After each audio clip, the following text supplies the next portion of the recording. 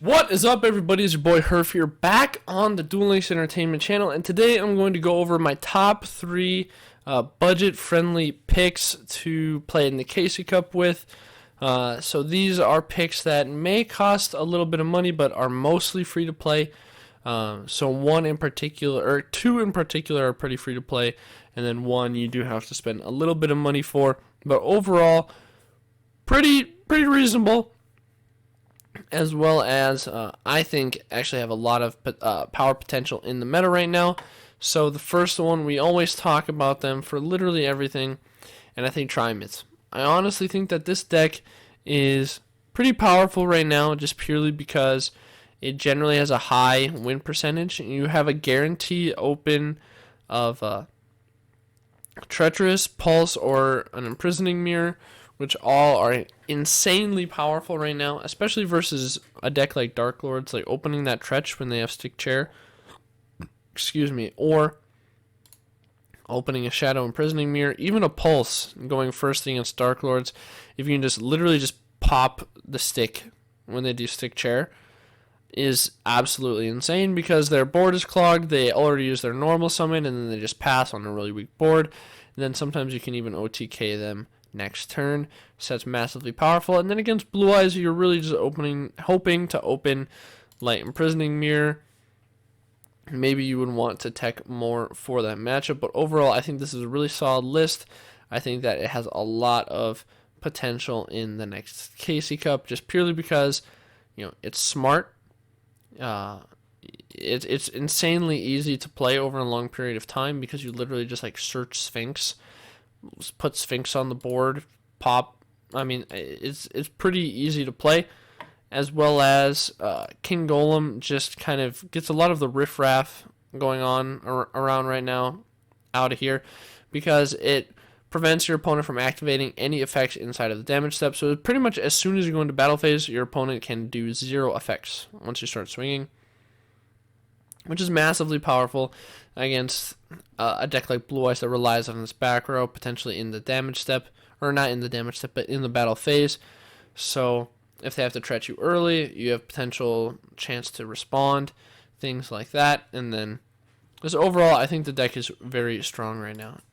Now, moving on to my next pick. I may get criticized slightly for this, but I honestly think that Endless Trap Hell Sheer New, so even if these aren't chains, even if these aren't Kanadis, I think Ballista Squad is pretty good. This is a pretty budget-friendly deck. Even if this isn't, even if you don't have 3 Gazukis, you can easily replace this with a card like Dice It, which we have in the game right now, which allows you to mill. It has synergy with Endless Trap Hell because Endless Trap Hell would literally just allow you to add all the traps that you mill. I just think overall this deck is pretty strong right now. Pretty much any heavy trap based deck is insane, especially versus things like Dark Lords and Harpies that are both widely dominant in the meta right now. Light Imprisoning Mirror is an absolute must have for the Blue Eyes matchup. You might want to cut the Shadow Imprisoning Mirror. You could replace it with something like a Lightning Storm. Or Lightning Vortex, not Lightning Storm, my bad. Lightning Vortex, because if you discard the Spectral Sword, that has a lot of synergy because you can reuse it, as well as you wipe the whole opponent's field. I think overall, if you look at it, I think that this is the absolute bones for the main deck, and then the rest of it is whatever you want. So I think you could add in some Lightning Vortexes if you want. Like I said, you could add in some Dice It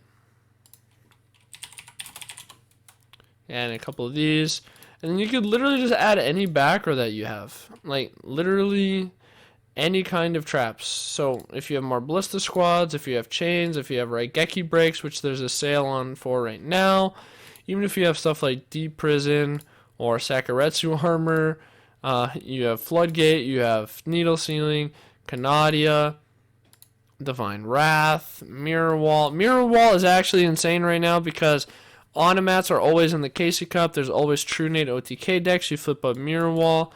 It's actually an easy game. So there are so many options. You can even put Karma Cut in there if you want. Transmigration Prophecy. I mean, there are so many different options that are like viable in this meta that there's absolutely no reason. What is this? Even this Liberty at Last. I just randomly clicked on a trap card. When a monster you control is destroyed by battle and sent to the graveyard, target 2 face-up monsters on the field, shuffle those targets back into the deck. That's not bad. That is really not bad. I mean, even bad aim is not great right now, but it is not a bad back row. So like that, like all of these, if you seriously have none of those cards, I don't know what to tell you. Even like Wall of Disruption, I mean, Impenetrable Attack could be even decent. You know, like literally any traps. So yeah, and that's it for this deck. I think it's really powerful because back row really eats up Dark Lord's Harpies, and if you put Mirror Wall in there, could really do well against Automats as well. So with that, I'm going to move on to the next deck I have, which does cost a little bit of money. Okay, you have to buy the structure 3 times, so it's like $15.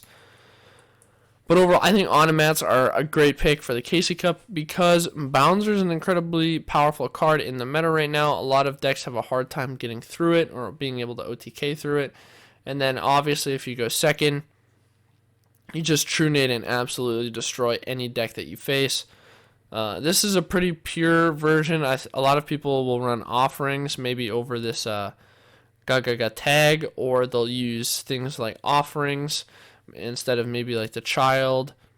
But overall, it also gives you access to Fairy Knight Ingwenar, which is absolutely insane. This card just bounce everything. Bounce all other cards on the field. Absolutely crazy.